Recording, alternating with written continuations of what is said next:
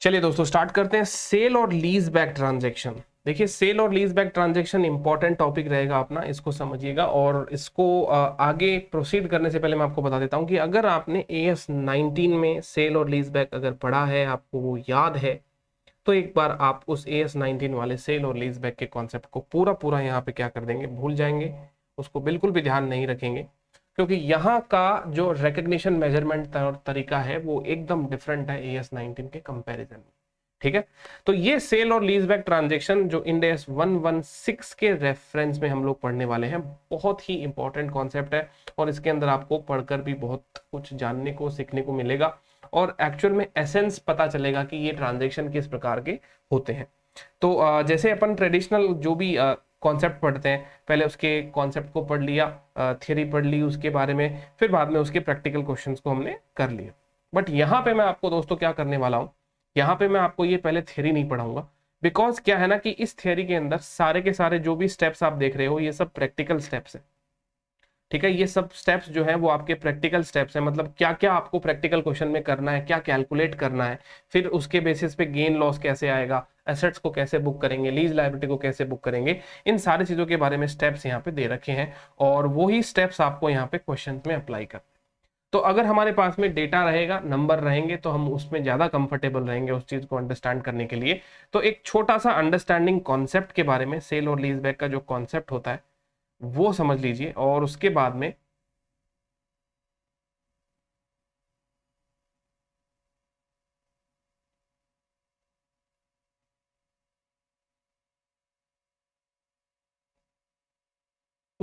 हम दोस्तों फिर बाद में प्रैक्टिकल क्वेश्चन की मदद से इस पूरे कॉन्सेप्ट को समझेंगे।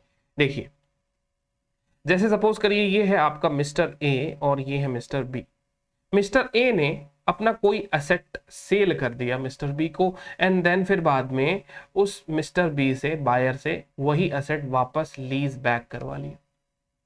अब देखिए दोस्तों क्या होता है, नाम तो यही हो गया सेल और लीज बैक, इसको ही तो कहते हैं, सेल कर दिया बाद में लीज बैक हो गया वो एसेट्स। अब ये ऐसा क्यों कर रहे हैं, देखिए मैं पहले एसेट्स को बेच रहा हूं, बाद में उसको लीज बैक कर रहा हूं। अरे जब मुझे एसेट चाहिए तो मैं उसको बेच ही क्यों रहा हूं, क्योंकि सेल और लीज बैक टिपिकली पहले ट्रेडिशनल जमाने में, मैं बताता हूं दोस्तों, इसका जो मेन कारण होता था, हिडन जो इसके पीछे जो कारण होता था वो यही होता था कि यहाँ पे ना फाइनेंस की जरूरत है मुझे, फाइनेंसिंग ट्रांजैक्शन को इसके अंदर छुपा दिया जाता था, सेल और लीज बैक के नाम से फाइनेंसिंग ट्रांजैक्शन को छुपा दिया जाता था। कैसे, मेरे पास में अगर एसेट है, बहुत अमाउंट का एसेट है, कैपिटल एसेट है, तो वैल्यू ज्यादा होगी। अच्छा, वो कैपिटल एसेट जब मैं बेच दूंगा तो मेरे पास में पैसा आ जाएगा, पैसा आ गया।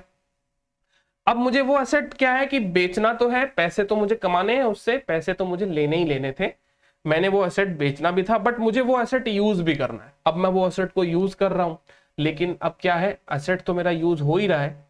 अब जैसे ही एसेट मेरा यूज हो रहा है तो उसके लिए मुझे लीज पेमेंट करने पड़ रहे हैं, तो लीज पेमेंट तो over a period of time करना पड़ेगा, धीरे धीरे धीरे धीरे करके। तो ये एक प्रकार से ऐसा ट्रांजेक्शन हो गया कि एक प्रकार से मैंने मेरा एसेट मिस्टर बी को दे दिया, मैंने बोला कि इस मिस्टर, एक प्रकार से लीगल टाइटल ओनरशिप जो है ना वो मिस्टर बी के नाम पे चले गए। तो एक प्रकार से बी के पास में एक ये डिपॉजिट हो गया, गिरवी हो गया एक प्रकार से ये एसेट्स है ना, कि ये लो आप मेरे एसेट्स के कागज रख लो और अब ये एसेट मुझे वापस दे दो। ठीक है, और मैं आपको क्या करूंगा, धीरे धीरे करके ये लीज पेमेंट के रूप में इसका पैसा जो है वो चुकाऊंगा। पहले आप मुझसे खरीद लो, फिर मैं आपको धीरे धीरे करके इसका पेमेंट जो है वो कर दूंगा। बट अब ये ट्रांजैक्शन फिर बाद में और कॉम्प्लिकेटेड होते गए, इसका नेचर बदलता गया। समटाइम्स क्या होता है, सेल और जो लीज बैक का ट्रांजैक्शन है वो फाइनेंस नेचर का होता है, फाइनेंस प्योर, इसका नेचर फाइनेंस ही होता है, जैसे कि मैंने आपको बताया। समटाइम्स ये ऑपरेटिंग नेचर का भी हो जाता है, जैसे मान लीजिए ये मेरे पास में कोई एसेट है, इसकी लाइफ 50 साल है, अब मुझे इस एसेट को बेचना है। ठीक है, और आने वाले 5 सालों के लिए मुझे इसकी जरूरत रहेगी, बाद में मुझे इसकी कोई जरूरत नहीं है, तो मैंने इसको क्या कर दिया, बेच दिया और 5 साल के लिए लीज पर ले लिया। तो 5 ईयर के लिए मैं जो भी पेमेंट करूंगा वो तो रेंट ही होगा ना, वो तो क्या होगा दोस्तों, रेंट ही होगा। तो कहने का मतलब जरूरी नहीं कि सेल और लीज बैक ट्रांजेक्शन हमेशा फाइनेंसिंग नेचर का भी हो, ये आपका रेंटल अरेंजमेंट भी हो सकता है। तो सेल किया, फाइनेंस लीज बैक किया, सेल किया, ऑपरेटिंग लीज बैक किया। ठीक है, तो ये सारी बातें हमने AS19 में, ऐसा इसका मतलब जो है वो AS19 में भी समझ रखा था। अब यहां पर जब इसकी अकाउंटिंग की बात आएगी, रिकग्निशन मेजरमेंट की बात आएगी, तो इंड एस 116 बहुत डिफरेंटली इन सारी चीजों को ट्रीट करके चलता है। कैसे सर समझेंगे अपन इन सारी चीजों को? तो देखिए दोस्तों, यहां पर आपको इनको कैसे समझना है, उसके लिए आप इलस्ट्रेशन नंबर जो 45 है इसको ध्यान में रखें। ठीक है, इलस्ट्रेशन 45 निकालेंगे और इस इलस्ट्रेशन की मदद से हमें पूरा कॉन्सेप्ट जो है वो सीखेंगे। ठीक है, देखिए यहां पे एक एंटिटी है जो सेलर लेसी है। क्या है? सेलर लेसी। सेलर लेसी इसे क्यों कहा गया? क्योंकि देखिए दोस्तों, जब मैंने चीज को सेल कर दिया, बाद में लीज बैक पे ले लिया, तो मैं अब लेसी बन गया ना, तो मैं सेलर भी हूं और मैं लेसी भी हूं, इसलिए मिस्टर ए को क्या कह दिया? सेलर लेसी कह दिया। तो यहां पर ये एक जो एंटिटी है जिसका नाम सेलर लेसी समझ लीजिए, वो क्या कर रहा है? Sells a building to another entity जो कि बायर लेसर है। वो बायर है और वो अब लेसर बन गया for a cash of ₹30 lakh. तो यानी मेरे पास में जो एसेट था उसको मैंने बेच दिया। कितने रुपए में बेच दिया सर जी? 30 लाख रुपीज में मैंने उसे बेच दिया। चलो बहुत बढ़िया बात है। Immediately before the transaction building की जो बुक्स के अंदर वैल्यू है वो कितनी है? 15 लाख। ठीक है, बुक्स की वैल्यू से सर क्या ही फर्क पड़ता है, बुक में जितना वैल्यू कम ज्यादा होगा अकॉर्डिंगली P&L उतना कम ज्यादा बुक होगा। तो 15 लाख की एसेट बुक में है, लेकिन आपने उसे 30 लाख में बेचा। अभी भी हमको पता नहीं चल रहा कि ट्रांजैक्शन में सही मायने में फायदा जो है वो कितना हुआ है, जब तक कि हमें ये ना पता चले कि असली वैल्यू क्या है। क्योंकि बुक्स के अंदर जो वैल्यू है, क्या पता वो असली है या नहीं है, क्या पता वो फेयर वैल्यू है या नहीं है ना? तो हमें जानना पड़ेगा कि जिस चीज को आपने बेचा है उसकी वैल्यू एग्जैक्टली कितनी है ना? तो कहता है देखिए, at the same time seller lessee enters into a contract with buyer lessor for the right to use the building for 20 years। तो बिल्डिंग तो वैसे भी बहुत मतलब बिल्डिंग की तो लाइफ बहुत ज्यादा होती है, हालांकि ओरिजिनल बिल्डिंग की लाइफ इसमें बताई नहीं है, बट यहाँ पे इसका जो इंटेंशन है वो ये है कि मैंने बिल्डिंग बेच भी दी है और मैंने बिल्डिंग को रख भी लिया है। यानी क्या रखा है? राइट ऑफ यूज बिल्डिंग रख लिया है मैंने। कितने दिनों का? 20 साल का। 20 साल तक मैं इस बिल्डिंग को यूज करूंगा आने वाले, और उसके लिए मैं कुछ पेमेंट दूंगा, 2 lakh payable at the end of each year. इसके लिए लीज रेंट जो है, लीज पेमेंट जो है वो कितना जाएगा?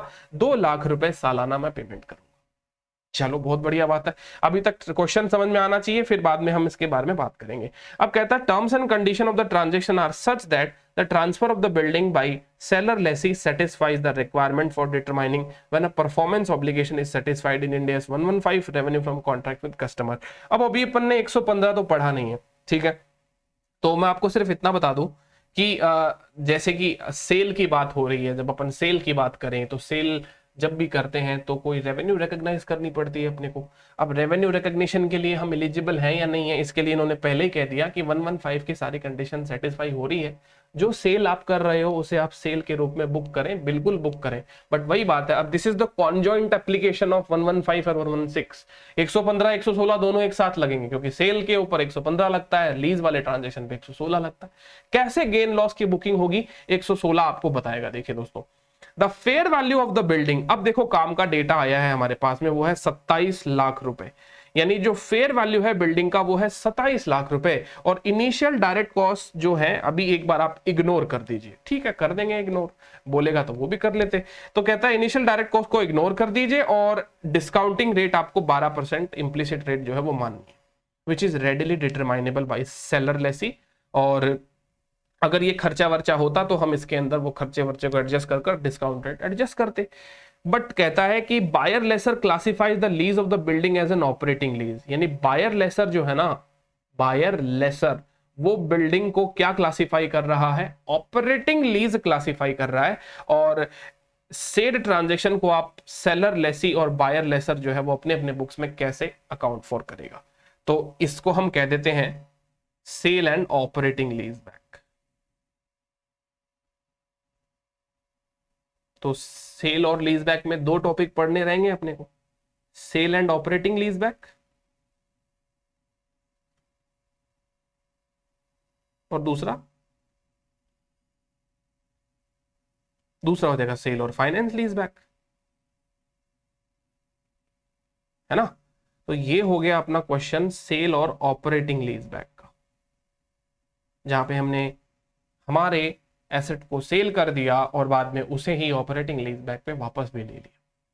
ठीक है, तो क्वेश्चन क्लियर है, डेटा इसका क्लियर है। अब इतने छोटे से क्वेश्चन के अंदर देखिए दोस्तों, हम किस प्रकार से इस पूरे कॉन्सेप्ट को समझें।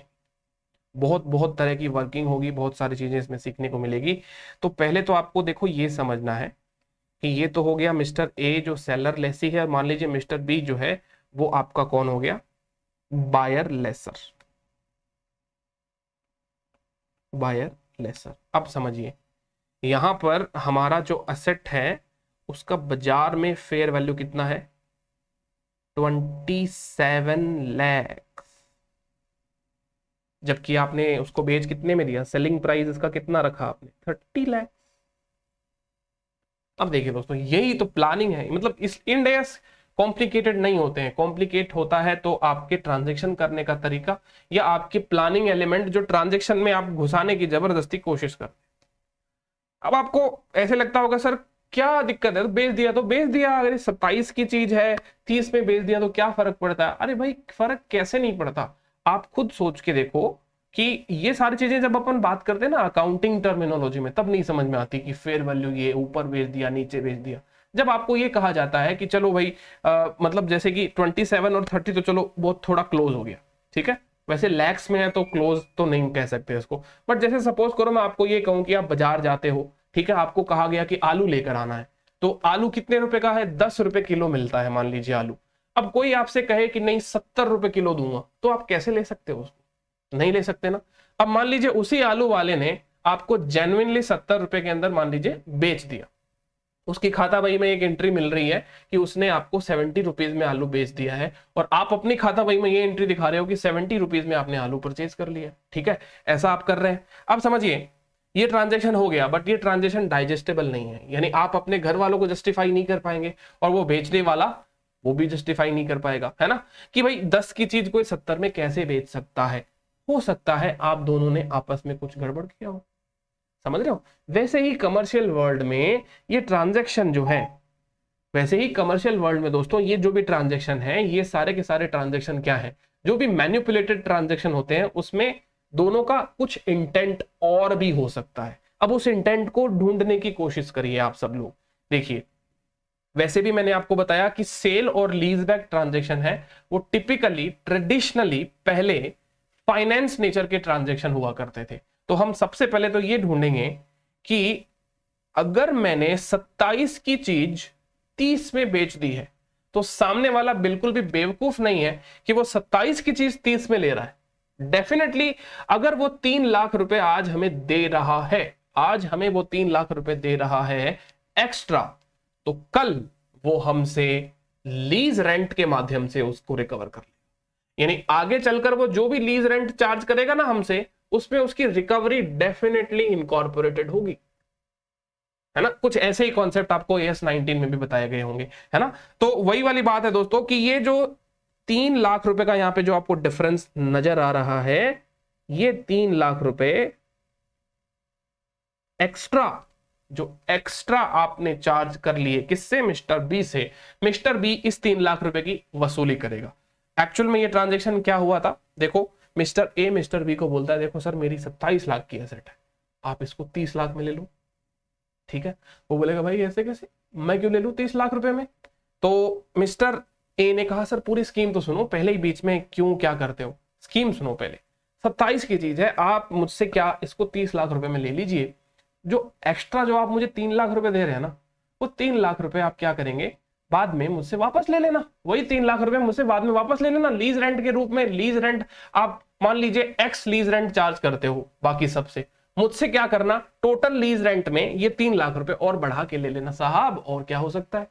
अच्छा, तो मिस्टर बी बोल रहा है कि तुम मुझसे एक प्रकार से 3 लाख रुपए एडवांस लेने की कोशिश कर रहे हो जिसे तुम मुझे वापस लौटा दोगे। अच्छा अब समझ में आया, हाँ ब्याज व्याज दोगे कि नहीं दोगे, बिल्कुल देंगे सर, कैसी बात करते हो, जब आपको पैसा देंगे तो सब कुछ मिलेगा आपको, आप जितनी भी रेट ऑफ इंटरेस्ट कहेंगे उसके हिसाब से ये सारा का सारा काम हो जाएगा। तो कहने का मतलब बात ये हो गई कि ये 3 लाख रुपए एक प्रकार से फाइनेंस ट्रांजैक्शन है। तो यहां पर सेल और लीज बैक में सबसे पहला वर्किंग नोट आपको यही बनाना है अपने कॉपी में सबसे पहले वर्किंग नोट बनाइए, वर्किंग नोट नंबर 1, ठीक है। Calculation of finance component in lease transaction, calculation of finance component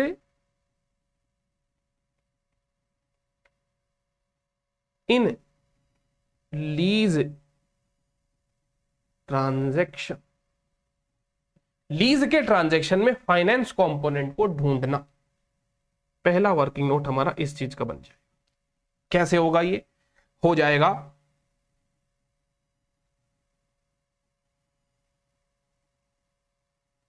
cell proceed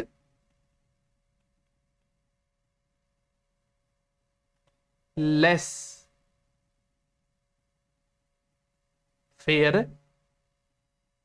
value of assets. सबको समझ में आता है? 30 लाख रुपए कोई नहीं देगा 27 लाख की चीज के लिए। अगर कोई दे रहा है तो डेफिनेटली कुछ तो बात है। और क्या बात है? ये 3 लाख रुपए एडवांस मिल गए आपको, फाइनेंस। इसको मैं ऐसे कह सकता हूं, फाइनेंशियल लायबिलिटी। लोन ले लिया आपने जिसे आपको वापस लौटाना है, समझ गए? आपने क्या कर लिया? लोन ले लिया और इस लोन को आपको वापस लौटाना है दोस्तों। 3 लाख रुपए की फाइनेंशियल लायबिलिटी बुक। ये पहला वर्किंग नोट समझ में आया। अब आइए किताब में आइए, ठीक है। और किताब में ये जो अपना पेज है 7.180, इसके अंदर ये वाला जो कॉलम देख रहे हो, देखिए कहता है व्हेन सेल प्राइस और प्रेजेंट वैल्यू इज ग्रेटर। ठीक है, प्रेजेंट वैल्यू अभी नहीं समझा। सेल प्राइस जो है वो ज्यादा है। क्या है? किस बात से ज्यादा है? फेयर वैल्यू से ज्यादा है। तो ऐसी कंडीशन में ये देखिए क्या कहता है, a seller lessee recognizes the difference as a reduction in the sale price and an additional financing received from the buyer lessor। ठीक है, तो एक एक स्टेप को हम कनेक्ट करते चले जाएंगे। ठीक है, ये वाली बात आपको समझ में आ गई? आ गई सर जी। चलो ये वाला काम हो गया। अब और आगे क्या करना है सर वो बताओ। वर्किंग नोट नंबर 1 कर लिया आपने, इसको आप पहले लिख लीजिए, फिर बाद में हम आगे दूसरे वर्किंग नोट की बात करते हैं। हाँ जी, तो ये लिखने के बाद में अब दूसरी चीज, सेकंड वर्किंग नोट लगाइए और उसमें लिखिए कि आपने सेल कर दिया, सेल पर आपने 3 लाख रुपए एडवांस में ले लिए जो कि फाइनेंशियल लायबिलिटी है, इसको भी आपको सूद समेत वापस लौटाना पड़ेगा। ठीक है, अच्छा अब वापस लौटाने की बात करते हैं। वर्किंग नोट नंबर 2, क्या लौटा रहे हो आप वापस? देखिए बहुत बहुत ध्यान से समझिएगा मेरी बात को, कि जो भी आप पैसा वापस लौटाने की बात कर रहे हैं ना, इसमें आइए क्वेश्चन देखिए, क्या है लीज रेंटल आपका? कितना लीज पेमेंट करने वाले हैं? Annual lease payment of 2 lakh payable at the end of each year. Okay, और कितने साल के लिए? 20 साल के लिए। तो एक काम करते हैं, जब आपको पता है कि आप 2 लाख रुपए आने वाले 20 साल के लिए, यानी 1 से लेकर 20 साल तक आप ये 2 लाख रुपए वापस लौटाने की बात कर रहे हो, तो जाहिर सी बात है इसके अलावा और कुछ नहीं दे रहे ना आप, 2 लाख रुपए दे रहे हो। तो बताइए ये जो आपको एक्स्ट्रा 3 लाख रुपए मिले, ये जो आपको एक्स्ट्रा 3 लाख रुपए मिले, क्या ये 3 लाख रुपए इन्हीं 2 लाख रुपए में से चले जाएंगे ना? मतलब 2 लाख इंटू 20, कितना टोटल? आप 40 लाख रुपए लौटाने वाले हैं। कितने?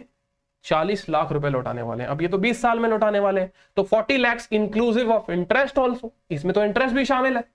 तो इसकी प्रेजेंट वैल्यू निकालिए। पहले पहले क्या निकाल लीजिए? प्रेजेंट वैल्यू निकालिए आपके लीज पेमेंट्स का। जितना भी पैसा आप देने वाले हो फ्यूचर के अंदर, सारे के सारे पैसों का प्रेजेंट वैल्यू निकालो, ताकि पता चले कि एक्चुअल में आप लौटा कितना रहे हो, प्रिंसिपल टर्म्स में और इंटरेस्ट टर्म्स में कितना लौटा रहे हो। तो प्रेजेंट वैल्यू निकालना कोई बड़ी बात नहीं है, 2 लाख रुपए। ठीक है, कैश फ्लो फिक्स है ना, तो अपना इजी हो जाएगा question. Into present value of annuity factor at the rate of जो भी परसेंटेज क्वेश्चन में दिया गया है, और सम टोटल कर लेंगे 20 साल का, 1 से लेकर 20 साल का। बराबर है कि नहीं है? क्या है फैक्टर? देखिए जरा क्वेश्चन में फैक्टर है जी 12% पर एनम। 12% फैक्टर है हमारा, तो कर लीजिए इसको।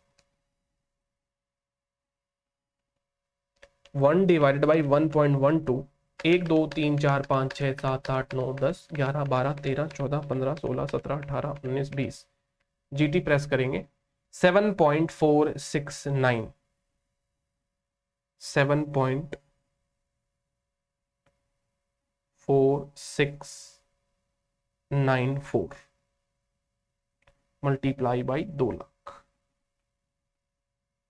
ठीक है, इंटू यह था 1493,889, 1493,889, ठीक है। अब आपके मॉड्यूल वालों ने इनको कर रखा है 1494,000, इन्होंने राउंड ऑफ कर दिया। बाकी देखिए दोस्तों, ये राउंडिंग ऑफ एरर्स जो है चलती रहती है अगर ऐसे क्वेश्चन आते रहेंगे।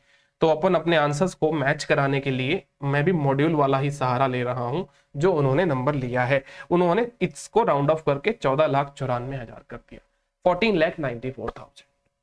अब देखिए दोस्तों, आपको ना बस कुछ यहाँ पर स्टैंडर्ड क्या कहता है वो ना समझिए, आप तो ये समझिए कि ट्रांजेक्शन क्या हो रहा है, कैसे हो रहा है, इसमें क्या क्या छुपा हुआ है। 14,94,000 is the present value. Absolute value जो है वो 2 lakh into 20 that is 40 lakh rupees है। तो कह सकते हैं कि 40 में से 14 जो माइनस इसमें जो हो रहा है वो आपका इंटरेस्ट कंपोनेंट है, ठीक है, समझ में आता है, वो इंटरेस्ट कंपोनेंट है सर। लेकिन आप मुझे सिर्फ इतना बताएं दोस्तों, क्या 14,94,000, दिस इंटायर 14,94,000, क्या ये आपका लीज पेमेंट है, या इसमें वो 3 लाख रुपए जो आपने एडवांस में ले रखे थे वो भी आप इसमें वापस लौटा रहे हैं? सोच के बताइए। 14,94,000, अब मैं आपको ये कहूं, इसका वर्किंग नोट का नाम नहीं लिखा ना मैंने, लिख दूंगा मैं बाद में, पहले ये समझ लीजिए कि 14,94,000 ये जो नंबर आप देख रहे हैं, इस नंबर को समझिए दोस्तों, है ना।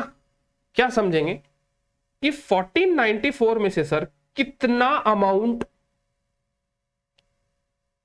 लीज पेमेंट या लीज लाइबिलिटी, क्या लिखूं इसको, लीज लाइबिलिटी लिख दो, lease liability towards lease liability,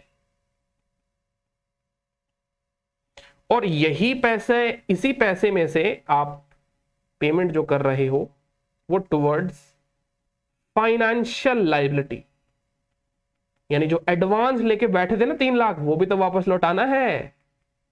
उसको क्या रेंट में ही तो एडजस्ट कर रहे हैं आप लोग, क्योंकि जो व्यक्ति दोस्तों आपसे इस प्रकार ट्रांजैक्शन कर रहा है कि फेयर वैल्यू से ज्यादा पैसा ले रहा है, तो वही 3 लाख जो आपको एक्स्ट्रा मिला, वही 3 लाख रुपए आपको वापस भी लौटाने पड़ेंगे।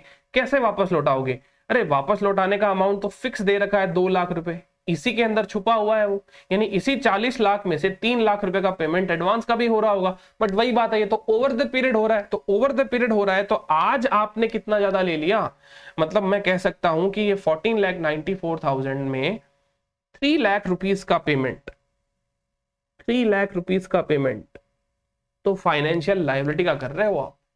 इसका मतलब लीज लायबिलिटी का पेमेंट कितना हो रहा है पता है? 1494 minus 3 lakh,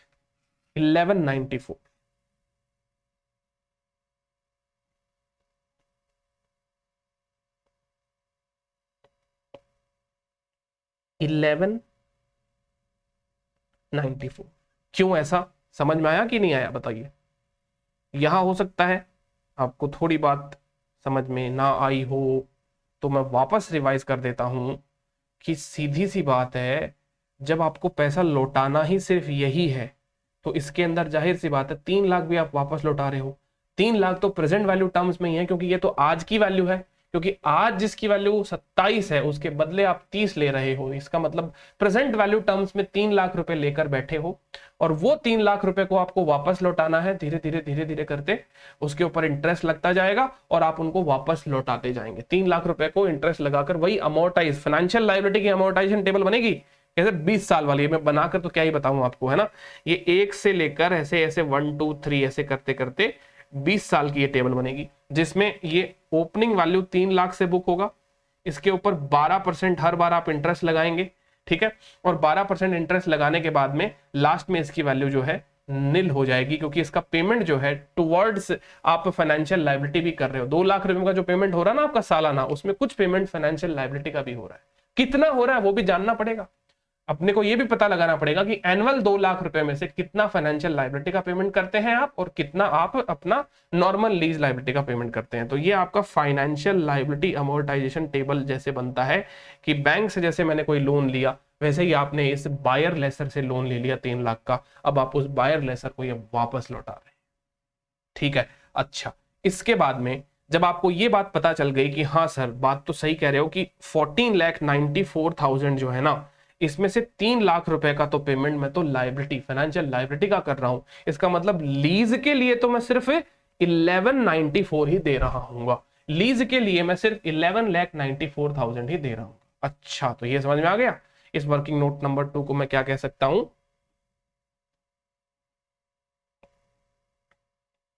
present value of lease payment and financial liability. Present value of lease payment और फाइनेंशियल लायबिलिटी की कैलकुलेशन ये हो गई, ठीक है। आगे बात समझ में आपको। चलिए अब इस चीज को आप एक बार नोट कर लीजिए, ठीक है ना, present value of lease payment और फाइनेंशियल लायबिलिटी, और इसके बाद में हम आगे चलते हैं। चलिए इसके बाद में दोस्तों नेक्स्ट वर्किंग नोट लगा दीजिए।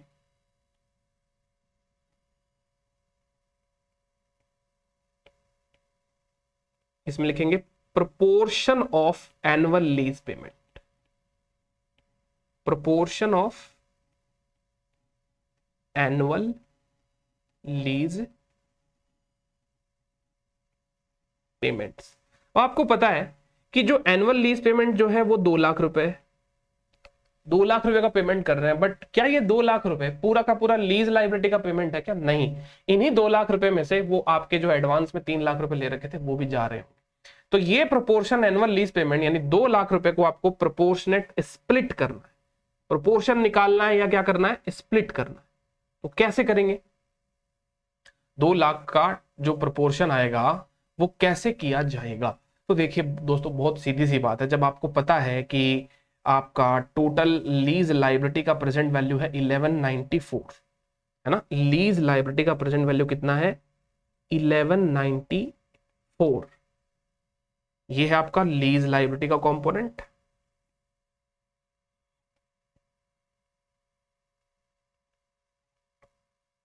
और finance component which is 3 lakhs present value terms में।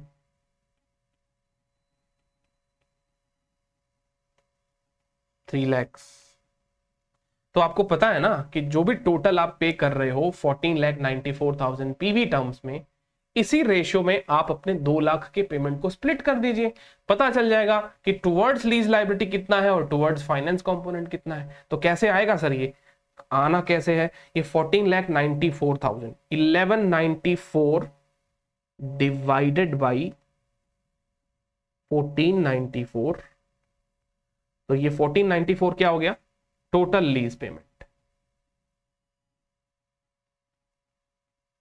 ठीक है ना। 1494 मेरा क्या है दोस्तों? Total present value of lease payment. अब इसको मैं क्या बोल दूंगा? लीज लायबिलिटी का payment multiply by consideration, sorry lease payment का अमाउंट 2 लाख रुपए को मैं क्या कह दूंगा? लीज पेमेंट है ये, ठीक है, टोटल लीज पेमेंट है। अब ये 2 लाख में इसको स्प्लिट करना पड़ेगा ना, टोटल लीज पेमेंट है ये, टोटल, इसको ऐसे लिख दूंगा टोटल एनुअल लीज पेमेंट, क्योंकि इसी को तो स्प्लिट करना है। टोटल एनुअल लीज पेमेंट, ये कोई फॉर्मूला लिखने की कोई, देखिए दोस्तों मैं आपको बता देता हूं, फॉर्मूला बेस्ड लर्निंग हम लोग वैसे ही नहीं करते। तो ये चीजें एक बार समझ लीजिए, पहली बार कर रहे हैं, बाद में तो आपको अपने आप ही समझ में आ जाएगा कि क्या क्या करना है। ठीक है ना। ऐसे ही इसका ये हो जाएगा, फाइनेंस कंपोनेंट का हो जाएगा, इसमें दोबारा लिखने की दरकार नहीं है। तो ये स्प्लिट कर लीजिए, 2 लाख का स्प्लिटिंग कर लीजिए। तो ये आता है अपना 159840, 159840।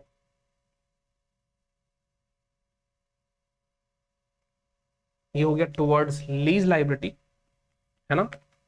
और वो हो जाएगा अपना 40,160 टुवर्ड्स अपना फाइनेंस कंपोनेंट। तो 2 लाख का ब्रेकअप हो गया ना अपना।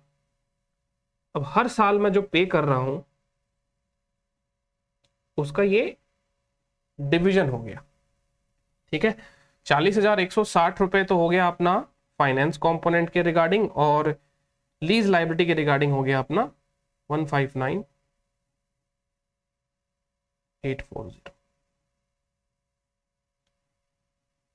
ये स्टेप है, इसको अपन कहते हैं proportion of annual lease payment या splitting of annual lease payment towards lease liability और टुवर्ड्स फाइनेंस कंपोनेंट। ठीक है, ये होने के बाद में आप आगे बढ़ेंगे अभी, ठीक है। चलिए देखिए, वर्किंग नोट नंबर 4 लगा दीजिए।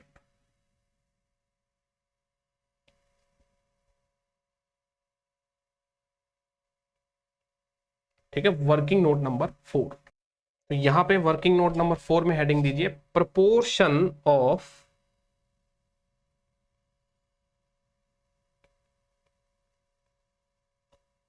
assets sold and retained। यानी अब हम क्या कैलकुलेट करेंगे, अब हम ये पता लगाएंगे कि एक्चुअल में इन सब्सटेंस हमने हमारे असेट्स को कितना बेच दिया है और कितना रख लिया है। सीधी बात है भाई, देखिए यहां पर सेल और लीज बैक का ट्रांजैक्शन है और ये ऑपरेटिंग लीज बैक का ट्रांजैक्शन है। इसका मतलब यहाँ आपने अपना असेट जो है वो बेचा है और जो किराए पे लिया है वो ऑपरेटिंग नेचर पे लिया है। अब आप तो लेसी ठहरे। अब लेसी को तो देखिए ऑपरेटिंग हो चाहे फाइनेंस हो, उसे तो आरओई हो तो बुक करना ही पड़ता है। तो यहाँ पर इस ट्रांजेक्शन में आपको यहाँ पर देखने को मिलेगा दोस्तों कि ये जो लीज बैक घूम कर आपके पास में ये असेट्स आ रहा है ना वापस, ये पूरा का पूरा आपके पास भी नहीं आ रहा है ना। कुछ दिनों तक, कुछ साल तक आप इसको यूज करेंगे, राइट ऑफ यूज कुछ साल तक आपका होगा क्योंकि आप किराया पे कर रहे हैं। बाद में ये एसेट्स बायर लेसर का ही रहेगा, बायर लेसर के पास में चला जाएगा।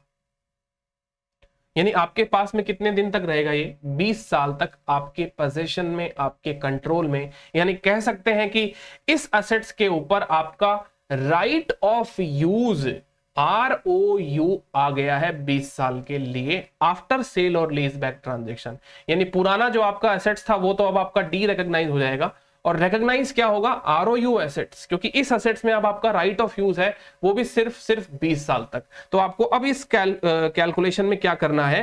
प्रोपोर्शन ऑफ एसेट्स सोल्ड और रिटेन्ड निकालना है। तो देखिए यहां पर ये कैलकुलेशन आपको फेयर वैल्यू के रिस्पेक्ट में करनी पड़ेगी, ये बात ध्यान रखिएगा। देखिए फेयर वैल्यू ऑफ एसेट्स क्या है? आप कहेंगे सर 27 लाख रुपए है। 27 लाख रुपए के बदले आप क्या पेमेंट कर रहे हैं? 2 लाख इंटू 20, 40 लाख दे रहे हैं सर। नहीं, ऐसे कैलकुलेशन नहीं होती। 27 लाख के बदले आप 40 लाख नहीं दे रहे हैं, आप 27 लाख के बदले क्या दे रहे हैं पता है? Lease payments.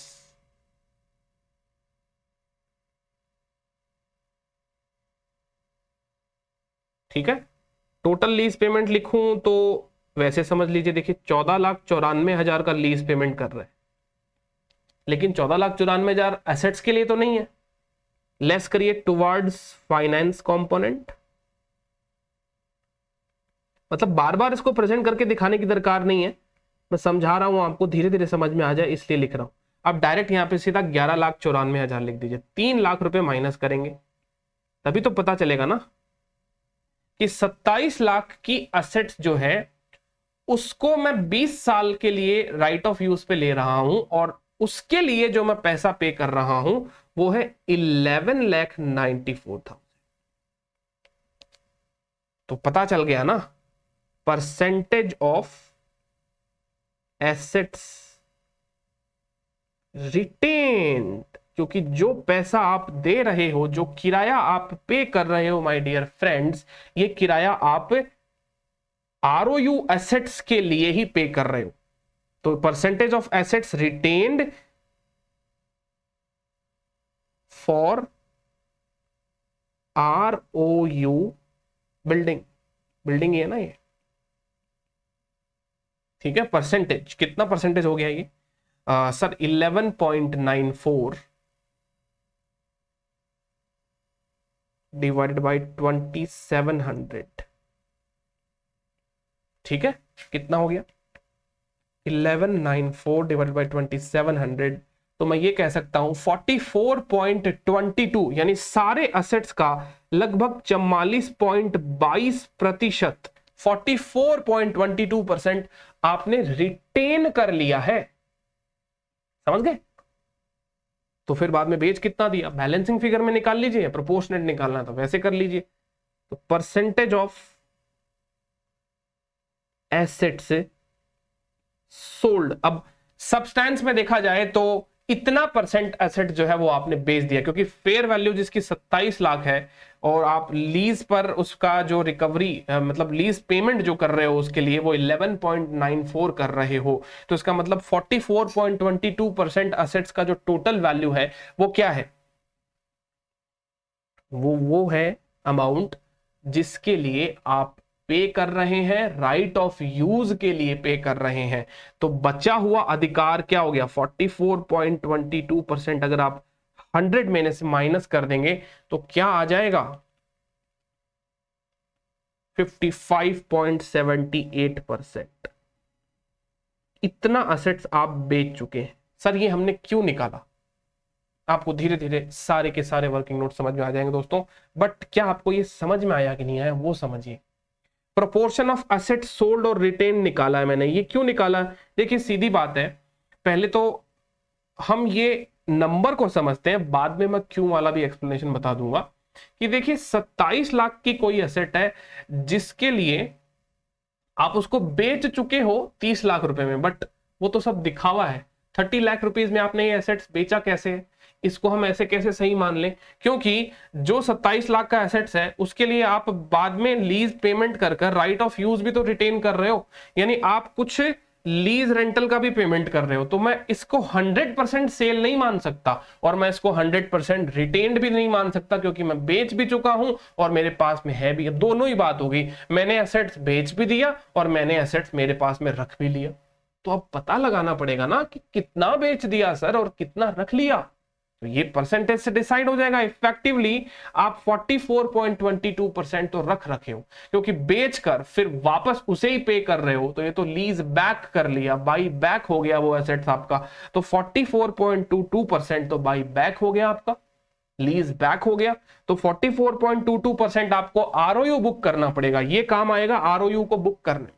ये 44.22% दोस्तों, ये परसेंटेज जो आरओयू एसेट्स को बुक करने में काम आएगा। और 55.78% बताइए किस चीज के लिए काम में आएगा, ये सेल्स के रिगार्डिंग, इंड AS 115 के रिगार्डिंग जो सेल्स के ऊपर गेन लॉस होते हैं उसकी कैलकुलेशन में काम आएगा। आगे वाले वर्किंग नोट में और क्लियर हो जाएगा। अभी तक आपको यही समझते हुए चलना है कि till here working note number 4 तक आपको सारी बात समझ में आई कि नहीं आई। हमने सबसे पहले फाइनेंस कंपोनेंट निकाला, उसके बाद में हमने लीज पेमेंट निकाले, ठीक है। फाइनेंशियल लायबिलिटी का और लीज पेमेंट का भी प्रेजेंट वैल्यू हमने यहाँ पे अलग अलग स्प्लिट कर दिया। अच्छा, स्प्लिट करने के बाद में जो हमारे एनुअल लीज पेमेंट है उनका प्रोपोर्शन निकाल लिया कि एनुअल लीज पेमेंट में कौन सा कितना है, कौन सा कितना है, लीज लायबिलिटी के टुवर्ड्स कितना पेमेंट हो रहा है, फाइनेंस कंपोनेंट के टुवर्ड्स कितना पेमेंट हो रहा है। फिर फोर्थ वर्किंग नोट में हमने प्रोपोर्शन ऑफ एसेट सोल्ड और रिटेन जो है वो निकाल दिया, ठीक है। अब इसको मैं आपको इतना लिख लिख के इसलिए बता रहा हूं ताकि आपको हर एक चीज के ऊपर कमांड आ जाए, बाद में आप फटाफट भी इन चीजों को कर सकते हैं, ठीक है। वर्किंग नोट नंबर 4 के बाद में आइए दोस्तों वर्किंग नोट नंबर 5 में ले चलता हूं।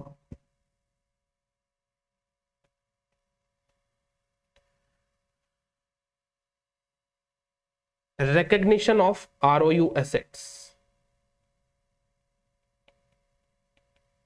recognition of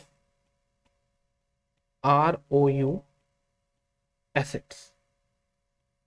right of use assets को अब आप रिकॉग्नाइज करेंगे। क्यों रिकॉग्नाइज करेंगे? क्योंकि जो एसेट्स आपका था वो एसेट्स तो अब आपके बुक से चला जाएगा और आरओयू एसेट्स आपको रिकॉग्नाइज करना पड़ेगा। तो देखिए आपके बुक्स में कैरिंग अमाउंट कितना है, कैरिंग अमाउंट,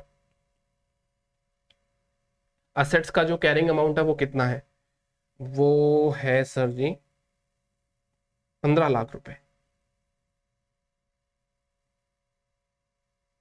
15 लाख रुपीस। अब आप बताइए 15 लाख का एसेट है, इसमें आपने आर ओ यू परसेंटेज आपका कितना है, राइट ऑफ यूज परसेंटेज इसमें कितना है आपका, तो आप ये कहेंगे 44.22%। अब ये क्या है ना कि अब इस परसेंटेज, इसमें राउंडिंग ऑफ एरर काफी ज्यादा रहेगी, क्योंकि पहले अपन ने परसेंटेज निकाला तो एक तो यहां राउंडिंग ऑफ एरर आ जाएगी, अब यहां राउंडिंग ऑफ एरर आने की वजह से अब जो आगे का अमाउंट आएगा उसमें और राउंडिंग ऑफ एरर रहेगी। तो आप डायरेक्ट प्रोपोर्शन से भी काम कर सकते हैं या परसेंटेज निकाल के भी काम कर सकते हैं। परसेंटेज केवल चीजों को समझने के लिए थोड़ा सा इजी रहता है, इसलिए इस तरीके से बता रहा हूं, ठीक है ना। तो कितना होगा देखिए, 15 लाख का 44.22% ये होता है 6,63,300, 6,63,300। अच्छा, तो कहने का मतलब ये हो गया कि 15 लाख की जो मेरी असेट्स है ना बुक में, बुक वैल्यू, उसका 44.22% ही मैं आरओयू एसेट्स बुक करूंगा। अच्छा, अब आपको मैं एक बात और पूछ लेता हूं लगे हाथों, ताकि आपका डाउट जो है वो आए ही नहीं। कल को ये मत कर लेना 27 लाख रुपए का ये 44.22 निकालो जरा, ये हो जाएगा 11,93,940। कोई ऐसे ना सोच ले कि 11,93,940 को मुझे बुक करना चाहिए, क्योंकि ये तो है फेयर वैल्यू और ये है हमारी बुक वैल्यू। तो आरओयू कौन से बेसिस पे रिकॉर्ड किया जाए, तो मेरी बात को बहुत ध्यान से समझिए दोस्तों, आरओयू आप फेयर वैल्यू पे बिल्कुल भी रिकॉर्ड नहीं करेंगे, क्योंकि जो आपके बुक्स में ऑलरेडी एसेट्स हैं उसी का एक प्रोपोर्शन आरओयू में ट्रांसफर किया जा रहा है। अगर आपने इसको फेयर वैल्यू पे कर दिया तो इस केवल रिकॉग्निशन पे ही आपको गेन लॉस जो है वो बुक करना पड़ेगा। और अपने बुक्स में पड़े पड़े एसेट्स के ऊपर अपन कभी गेन लॉस ऐसे इन्फ्लेट नहीं कर सकते, बढ़ा नहीं सकते। मैंने आपको बताया भी था शायद प्रॉपर्टी प्लांट इक्विपमेंट के अंदर कि जब तक कोई कमर्शियल सब्सटेंस का कोई ट्रांजैक्शन नहीं होता तो पड़े पड़े एसेट्स को अपन बढ़ाकर उसका गेन P&L में नहीं लेके जा सकते। समझ गए ना मेरी बात। तो ये फेयर वैल्यू तो बुक्स के बाहर है, बुक्स में तो 15 लाख ही है ना। तो आपको ये पता लगाना है कि आउट ऑफ 15 लाख जो आपके बुक्स में अवेलेबल है उसका कितना परसेंट आप आरओयू, राइट ऑफ यूज में कन्वर्ट करने वाले हो, बाकी का परसेंट सोल्ड है, बाकी का एसेट्स आपका सोल्ड हो गया। Carrying amount of ROU assets है ये आपने निकाल लिया, तो बचा हुआ जो एसेट्स है वो आपने एक प्रकार से बेच दिया। समझ गए कि नहीं समझे? बस ध्यान ये रखना कि फेयर वैल्यू पे कांटा लगा देना दोस्तों, फेयर वैल्यू नहीं होगा, because this fair value is not in the books, this is outside the books. अब मैं इस आउटसाइड द बुक्स के नंबर को बुक्स के अंदर कैसे एडजस्ट कर दूं? समझे कि नहीं समझे आप लोग मेरी बात? तो रिकॉग्निशन ऑफ आरओयू एसेट्स ये होगा आउट ऑफ 15 लाख कितना मैं आरओयू बुक करूं और कितना मैं सेल्स बुक कर पाऊंगा, कितना परसेंटेज मैं इसका सेल्स बुक कर पाऊंगा। तो देखिए आरओयू एसेट्स हो गया, एंड इसके बाद में वर्किंग नोट नंबर 6, इसमें लिखिए calculation of profit on sales या selling profit, calculation of selling profit. कैसे निकाला जाएगा सेलिंग प्रॉफिट? तो देखिए दोस्तों, सेलिंग प्रॉफिट निकालना बड़ा ही इजी है, सेलिंग प्रॉफिट निकालना बड़ा ही इजी है। आप खुद निकाल के बताइए इस पर्टिकुलर ट्रांजैक्शन के रेफरेंस में कि सेलिंग प्रॉफिट कितना आता है, फिर मैं आपको बताऊंगा, दोनों का मैच कर लेंगे, पता लग जाएगा कि सही आया कि नहीं आया। सेलिंग प्रॉफिट निकाल के बताइए इस ट्रांजैक्शन में, है ना। तो अब देखिए दोस्तों, यहां पर सेलिंग प्रॉफिट को कैलकुलेट करने के दो तरीके, ठीक है। अब आपको जो भी तरीका अच्छा लगे आप उस तरीके से कैलकुलेट कर लीजिएगा, ठीक है। दोनों तरीके मैं आपको यहां पे बता देता हूं।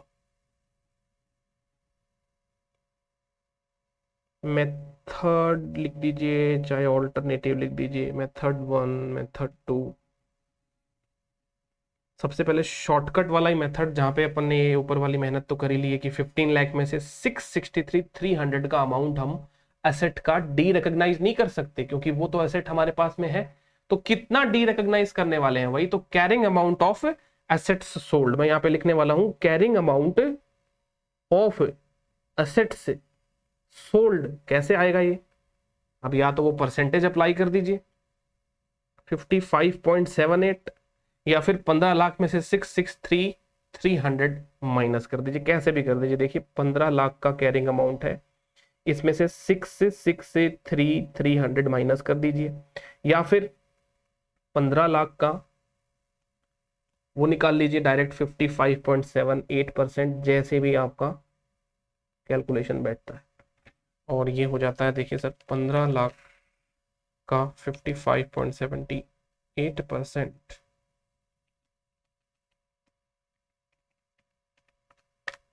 8,36,700, ये हो गया carrying amount of asset sold. 8,36,700 ये मेरा carrying amount of asset sold आ गया। ठीक है, अब आपने इसको बेचा कितने में? बेचा है, जाहिर सी बात है फेयर वैल्यू से ज्यादा में तो हम इसको नहीं बेच पाएंगे।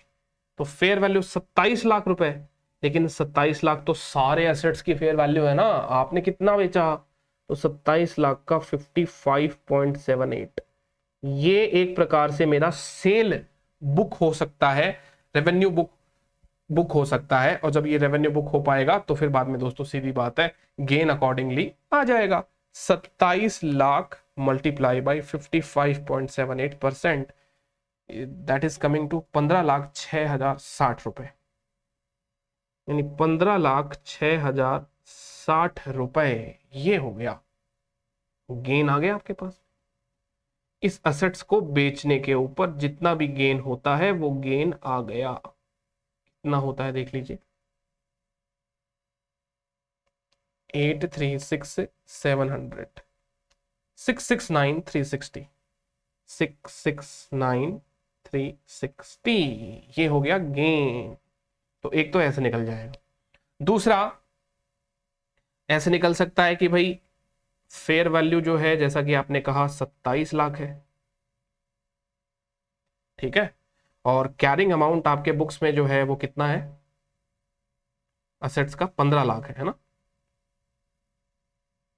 तो टोटल कॉन्ट्रैक्ट पे 12 लाख का गेन होता है, लेकिन 12 लाख तो रिकॉग्नाइज नहीं हो पाएगा ना, ये तो टोटल कॉन्ट्रैक्ट पे गेन है। 12 लाख का हम कितना प्रपोर्शन रिकॉग्नाइज कर पाएंगे?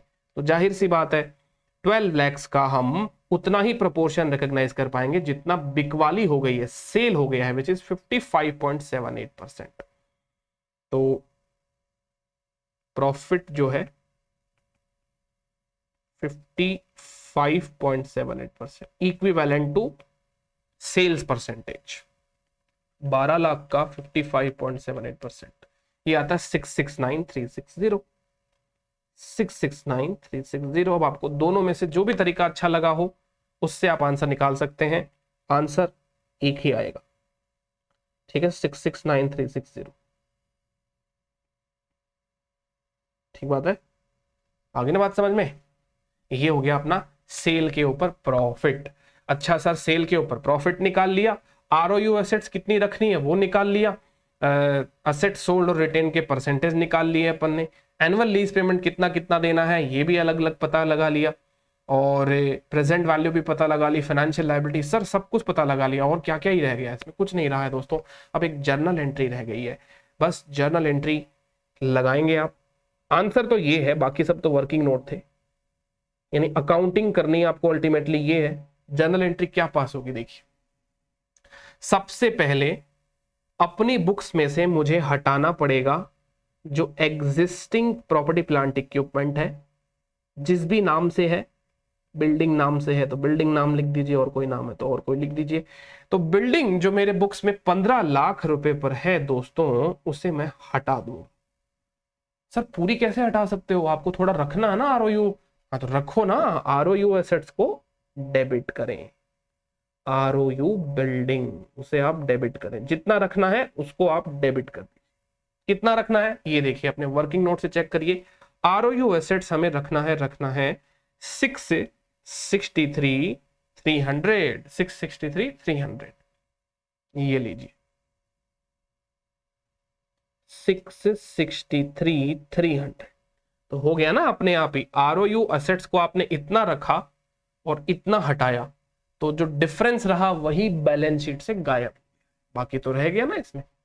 अच्छा, फिर वर्किंग नोट के हिसाब से प्रॉफिट लॉस में गेन बुक करेंगे, इसको हम कहेंगे गेन ऑन सेल्स, जो कि इंड AS 115 के हिसाब से अलाउड है, क्योंकि सेल्स पर ही गेन बुक होता है, तो बाकी के अमाउंट पे गेन बुक नहीं हो पाएगा। तो 669,360 का गेन बुक कर देते हैं। ये लीजिए 669,360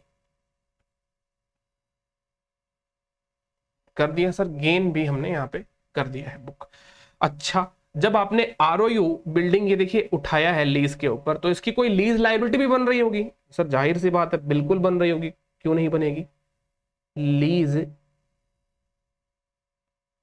लायबिलिटी कितने की है lease liability sir, lease liability होगी 11,94,000 की। अच्छा, तो सर वो 3 लाख रुपए वो फाइनेंशियल लायबिलिटी है, वो क्या है फाइनेंशियल लायबिलिटी है। ये लीजिए 3 लाख रुपए की फाइनेंशियल लायबिलिटी, ठीक है।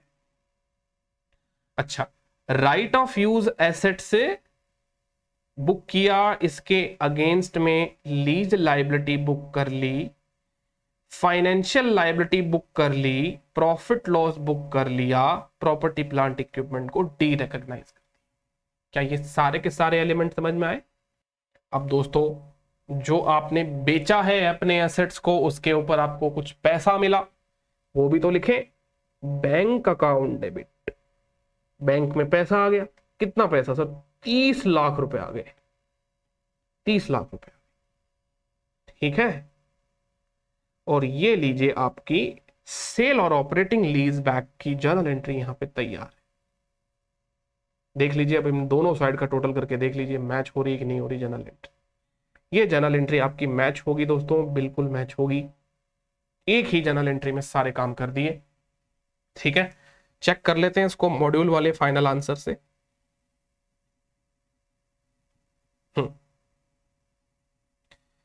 तो बैंक में डेबिट किया है 30 लाख, बिल्कुल। ROU एसेट्स में 663,333, 663,300 वो राउंडिंग ऑफ एरर हो गया थोड़ा बहुत। अच्छा, लीज लाइबिलिटी और फाइनेंशियल लाइबिलिटी दोनों को मिलाकर इन लोगों ने यहाँ पे क्लब कर दिया है, ठीक है। हमने दोनों को अलग अलग दिखाया है, तो 1494 है 14, क्योंकि देना तो दोनों लेसर को ही है ना, लेसर को ही देना है दोनों।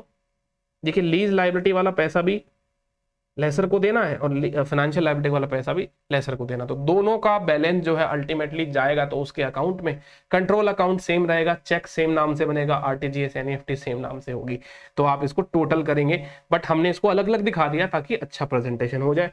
अच्छा, गेन ऑन राइट्स ट्रांसफर्ड होता है 669,333, गेन ऑन राइट्स ट्रांसफर्ड 669,333 है। 15 लाख का डी रिकॉग्निशन भी हो गया, सब कुछ तो हो गया सर जी, बराबर है, बराबर है ना, बराबर, सारी की सारी जर्नल एंट्री बराबर है। तो ये हो गई जर्नल एंट्री यानी accounting in the books of कौन से, अरे भाई, सेलर लेसी के बुक्स में अकाउंटिंग।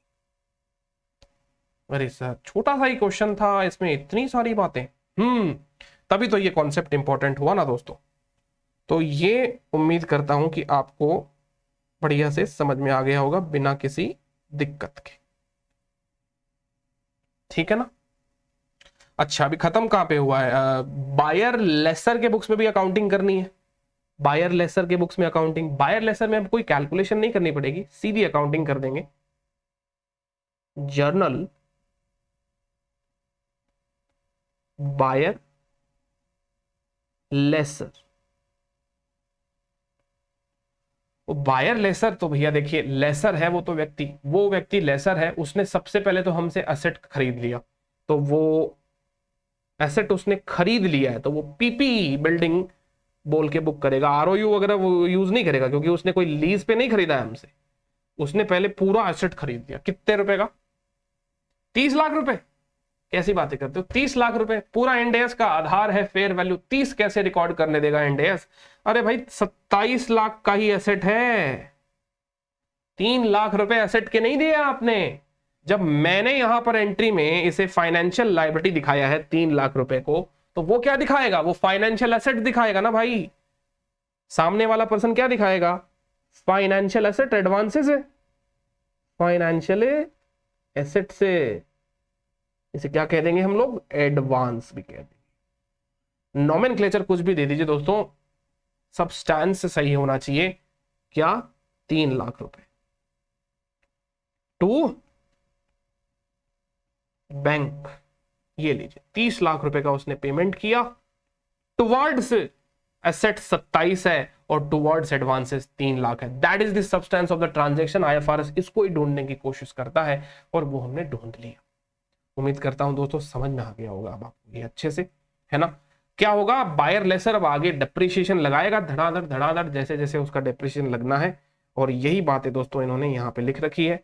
ये देखिए, बिल्डिंग इसने रिकॉग्नाइज करी है 27 लाख से, फाइनेंशियल एसेट इसने रिकॉग्नाइज करी है 3 लाख रुपए से दोस्तों। कितने रुपए से? 3 लाख रुपए से।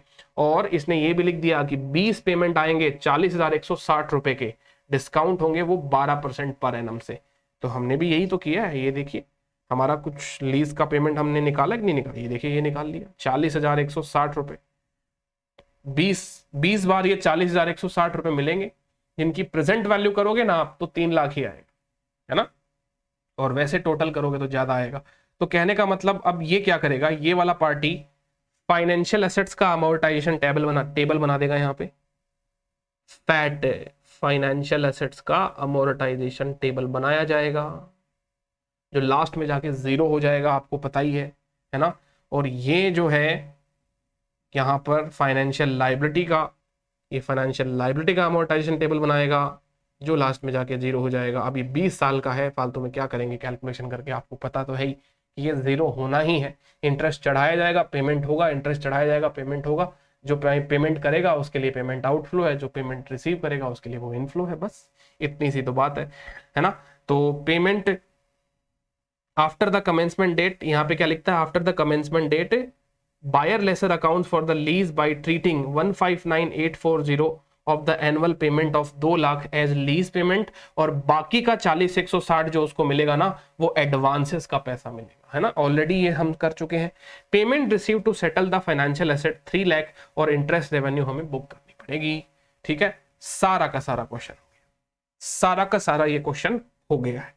ठीक है, उम्मीद करता हूं आपको समझ में आया होगा। अब देखिए दोस्तों, लगे हाथों ना मैं इसका एक क्वेश्चन आपको और करा देता हूं ताकि ये कॉन्सेप्ट अच्छे से क्लियर हो जाए। अब अनफॉर्चुनेटली बुक में तो ये एक ही क्वेश्चन है, इसका एक क्वेश्चन अपने को एजुकेशनल मटेरियल में भी मिल जाएगा। एजुकेशनल मटेरियल में कौन सा मिलेगा बताऊं आपको मैं? एजुकेशनल मटेरियल में ये है, वो बीच में हमने एजुकेशनल मटेरियल में होल्ड किए थे ना, बीच में कुछ एक आधे क्वेश्चन आ गए थे, वो होल्ड हो गए थे, अब उनका समय आ गया है। ये देखिए question number 24, sale and lease back, sale and operating lease back का क्वेश्चन है ये। ठीक है, सिमिलर टू इलस्ट्रेशन नंबर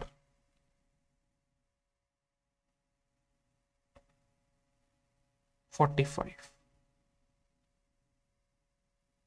ठीक है, अब आपने ये किया ना, अब ये अगर चीज आपको समझ में आई है तो आपको मैं यही कहूंगा कि वीडियो पॉज कर दो एकदम। यहाँ पर पॉज करने के बाद में इस क्वेश्चन को अपने आप ही तो पढ़ो और अपने आप ही इसका आंसर करो।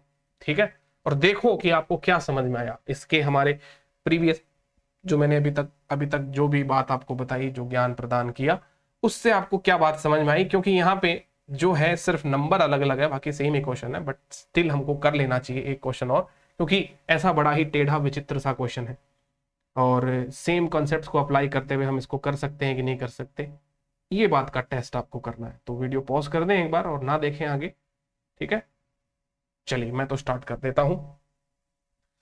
Entity X sells an office building, जो एंटिटी वाई को बेचेगा, कंसिडरेशन जो है वो 10 लाख है।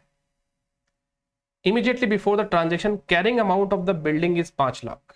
अच्छा, बिल्डिंग का बुक्स में कैरिंग अमाउंट 5 लाख है, कंसिडरेशन 10 लाख है। देखिए बुक्स के कैरिंग अमाउंट से नहीं पता चलता कि आपने 5 की चीज 10 में क्यों बेच दी। नहीं नहीं नहीं नहीं, फेयर वैल्यू। फेयर वैल्यू मतलब होता है कि उसी प्राइस में वो चीज बिकनी चाहिए, असली में उसकी वैल्यू वही है। वही एकदम देसी एग्जांपल लिया था अपन ने आलू वाला, तब तो समझ में आ जाता है। बट वो अगर अपन इसमें फेयर वैल्यू डालते हैं तो बड़ी दिक्कत होती है डाइजेस्ट होने में। तो अब आपको ये बात समझ में आनी चाहिए कि कोई चीज फेयर वैल्यू के बियॉन्ड हो नहीं सकती, क्योंकि उसकी सही में फेयर वैल्यू वही है। तो हमें कोशिश करनी है कि इस क्वेश्चन में फेयर वैल्यू ढूंढने, जो कि आपको देखो लास्ट में दिख रही है यहाँ पे। फेयर वैल्यू जो है वो 9 लाख रुपए फेयर वैल्यू है ना, 9 लाख रुपए। 9 लाख से डिसीजन मेकिंग होगी। 9 लाख की चीज आपने 10 लाख में बेच दी है, कैरिंग अमाउंट उसका 5 लाख है। At the same time, entity X enters into a contract with entity Y, effective immediately for the right to use the building for 15 years with annual payment of rupees 80,000 payable at the end of each year. And the transfer of the office building qualifies as a sale, or it satisfies the requirement of determining when a performance obligation is satisfied. Under वही वाली बात है कि आपको 115 यहाँ पे check नहीं करना। हम आपको कह रहे हैं कि 115 के हिसाब से इसको सेल बुक करना चाहिए आपको, और इसके सेल के ऊपर गेन लॉस जो है वो बुक करनी चाहिए। तो देखिए 115 के हिसाब से कैलकुलेशन इसकी सही है, और जो भी वैल्यूज असाइन करेंगे हम लोग इस 116 के सेल और लीज बैक के प्रोविजन को लगा के करेंगे। यहाँ पे रेट इस बार 10% दी है इन्होंने, रेट दी है 10%। चलो कोई दिक्कत वाली बात नहीं है। एंटिटी एक्स और वाई के बुक्स में इसकी अकाउंटिंग करनी है, सेम क्वेश्चन, नंबर्स चेंज बस। आइए कर लेते हैं इसको।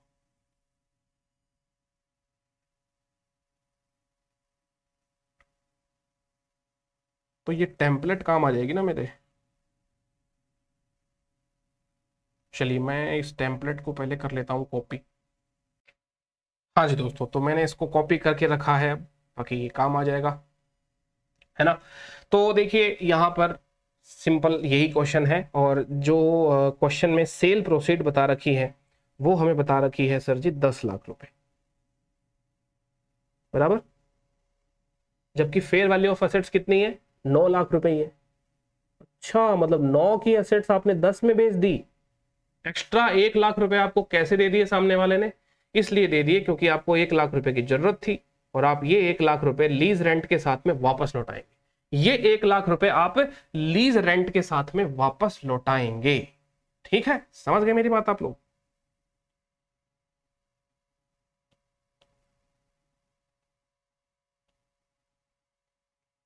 ठीक है, तो हमको सबसे पहले फर्स्ट वर्किंग नोट में क्या मिल गया, फाइनेंशियल लायबिलिटी का कंपोनेंट मिल गया, यानी फाइनेंस कंपोनेंट मिल गया जो लीज ट्रांजैक्शन में छुपा हुआ है। अच्छा, फिर जो भी मैं पेमेंट करने वाला हूं 1 से लेकर 15 साल तक, इसका मुझे निकालना है प्रेजेंट वैल्यू। तो 80,000 का मेरा लीज रेंटल है, और प्रेजेंट वैल्यू जो निकालेंगे वो 10% के हिसाब से निकाला जाएगा 1 से लेकर 15 साल तक। ठीक है, तो 1 डिवाइडेड बाई 1.10, 1 2 3 4 5 6 7 8 9 10 11 12 13 14 15, GT जो है ये आता है 7.6061, 7.6061। 80,000 का PV निकालते हैं अपन, तो ये आता है सर हमारा 6,08,486, 6,08,486। यानी लीज पेमेंट जो आता है वो कितना आता है, 6,08,486 ही आता है।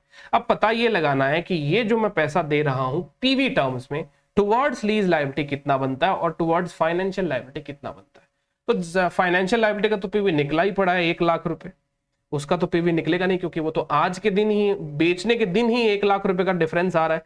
तो 1 लाख तो आपकी फाइनेंशियल लायबिलिटी का पेमेंट हुआ। इसका मतलब इसमें से 1 लाख माइनस किया मैंने, तो ये हो गया 508,486, 508,486। ये देखिए लीज लायबिलिटी का पेमेंट हो गया अपना, काम खत्म। यहां तक काम हो गया, समझ में आ गया। सेम वही है दोस्तों, बस नंबर चेंज है। अच्छा, वर्किंग नोट नंबर 2 के बाद में असली चीज कि जो आपका एनुअल लीज पेमेंट होगा 80,000 रुपए का, उसको प्रपोर्शन करना पड़ेगा आपको। 80,000 रुपए को आपको ये पता लगाना पड़ेगा कि कितना तो लीज लायबिलिटी के रेफरेंस में है और कितना फाइनेंस कंपोनेंट के रेफरेंस में है। तो अगर लीज लायबिलिटी की बात करें तो देखिए दोस्तों, आप टोटल 80,000 का पेमेंट कर रहे हो। अब मुझे पता ही है कि 1,00,000 रुपए फाइनेंस कंपोनेंट है, यानी एडवांस में आपने 1,00,000 रुपए लिए हैं, और बाकी का जो भी आप पेमेंट कर रहे हो, ठीक है, वो है 508,486। 508,486, सॉरी सॉरी दोस्तों, एक बहुत बड़ी गलती हो गई मुझसे।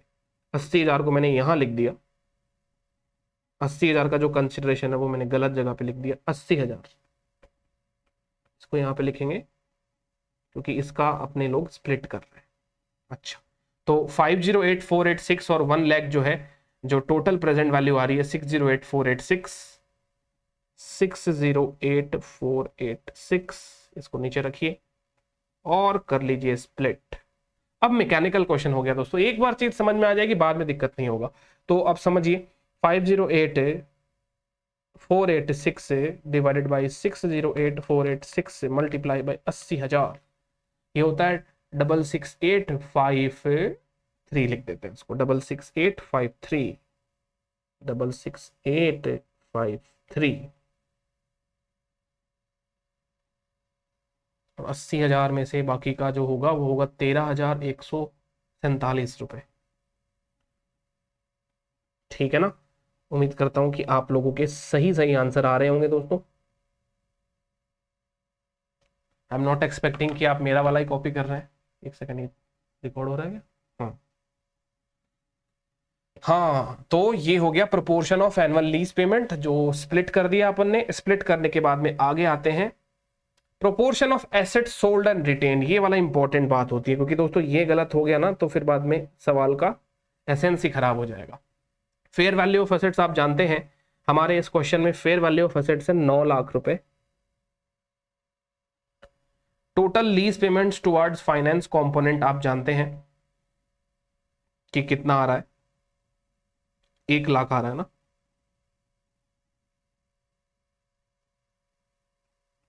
इसको वापस से दिखाने की दरकार नहीं है, आप डायरेक्ट वो भी लिख सकते हैं।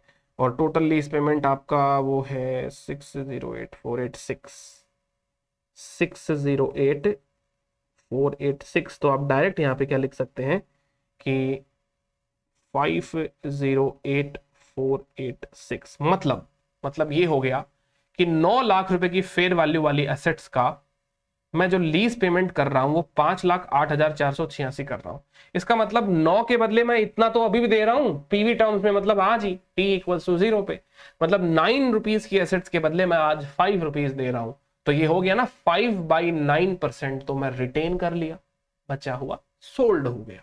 ठीक है, तो परसेंटेज ऑफ एसेट्स रिटेन्ड कैसे निकाला जाएगा? 508,486 divided by 9 lakhs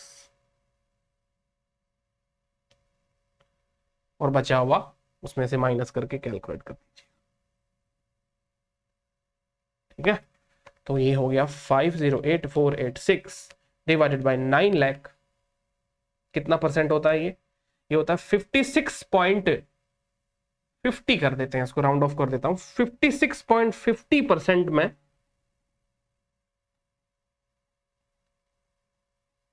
ठीक है, और राउंडिंग ऑफ एरर ज्यादा ना हो इसके लिए आपको क्या करना पड़ेगा, आगे की सारी कैलकुलेशन में फिर इस ब्रैकेट को आप कैरी फॉरवर्ड करें।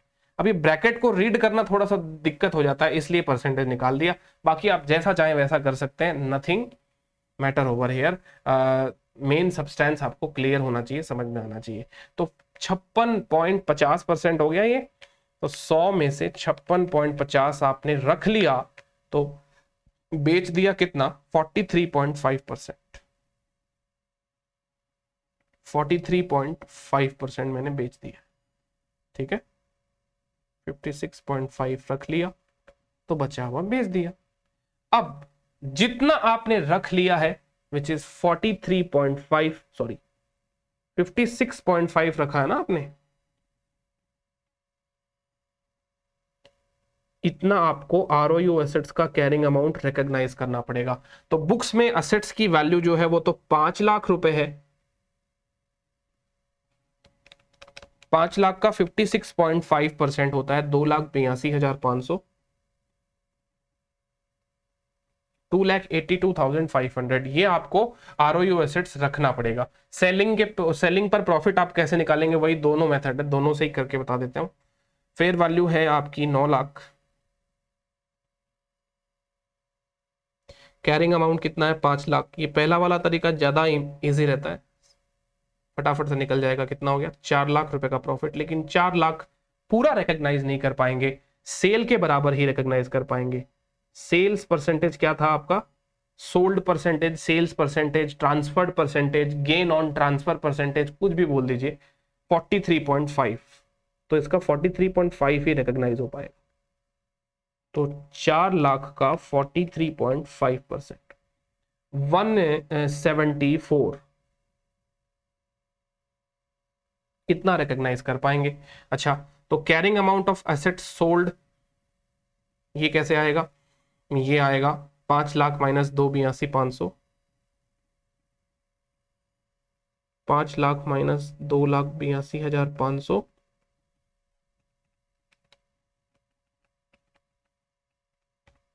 2,17,500 आ जाएगा ये। और फेयर वैल्यू जो है 9 लाख, इसका सोल्ड परसेंटेज 43.5, वो हमारा कंसिडरेशन बनेगा। 9 लाख का 43.5, 391,500, यानी गेन कितना हुआ 1,74,000। दोनों साइड बराबर आ रहा है, समझ गए।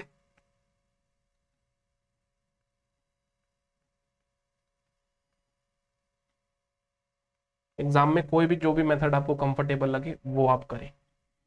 चलिए, सारे के सारे काम हो गए, जर्नल एंट्री भरने का समय आ गया। ऊपर ही रख लेते हैं जर्नल एंट्रीज को।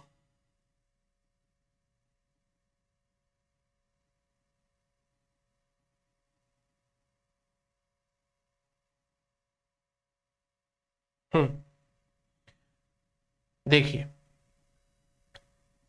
आरओयू बिल्डिंग कितना रिकॉग्नाइज करेंगे, कैलकुलेशन कर ही चुके हैं। 282,500 बिल्डिंग, 282,500 तो रिकॉग्नाइज करेंगे। बैंक से आपको 10 लाख रुपए मिल गए हैं, जो जो याद है लिख दीजिए। फाइनेंशियल लायबिलिटी इस क्वेश्चन में 1 लाख रुपए की थी, और प्रॉपर्टी प्लांट इक्विपमेंट बिल्डिंग जो है वो 5 लाख रुपए का है ना। चलो, ये तो हो गया। अब जो चीजें वर्किंग नोट में है उसको वर्किंग नोट से लिख दीजिए, बस, और क्या है।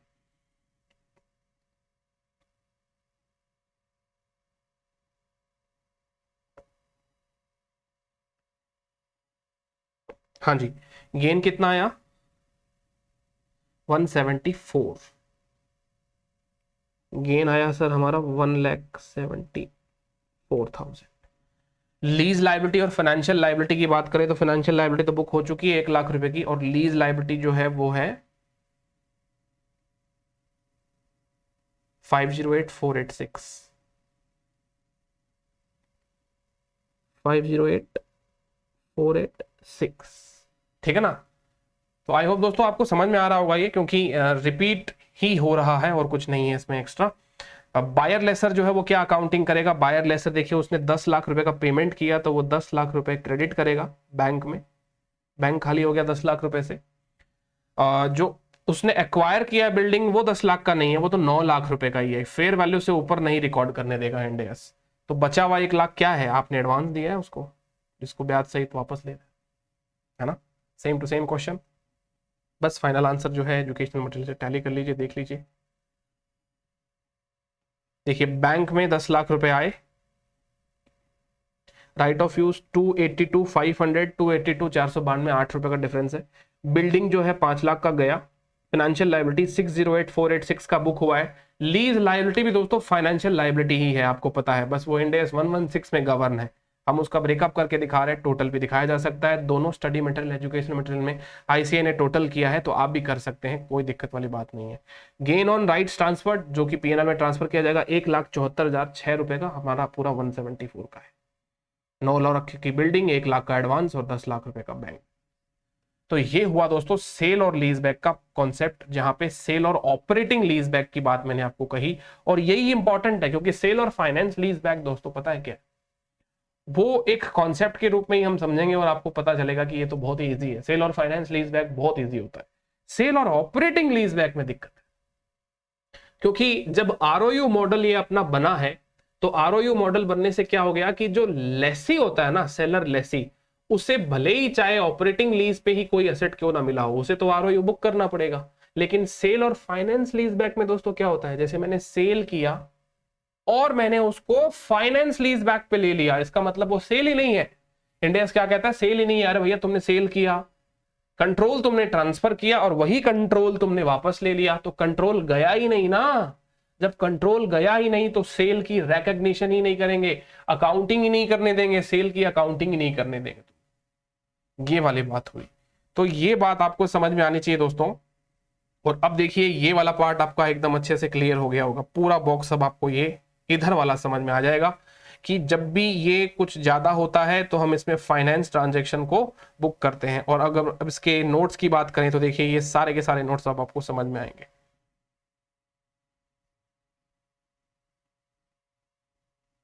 ये सारे के सारे नोट्स अब आपको समझ में आने लगेंगे। कहां से स्टार्ट होता है ये, हाँ, transaction in which the transfer of an asset is a sale, यहां से अगर अपन पढ़ेंगे तो अब आपको ये पूरा नोट समझ में आ जाएगा। आइए पढ़ते हैं।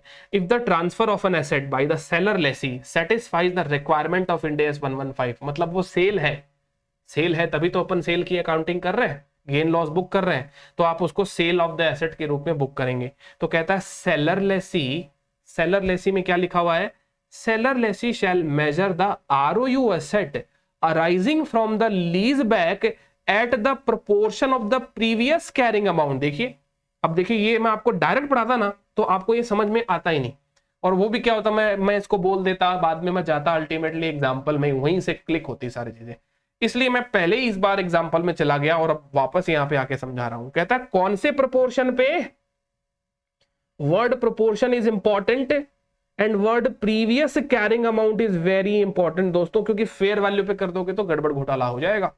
Amount of the asset that relates to the right of use retained by the seller lessee, हमने ऐसा किया है, बराबर किया है कि नहीं किया है, ये हमने ऐसा बिल्कुल किया है। कौन से वर्किंग नोट में किया है दोस्तों, हमारे क्वेश्चन का वर्किंग नोट नंबर, चलो उसको ना मैं आपको वो करा देता हूं, कनेक्ट करा देता हूं।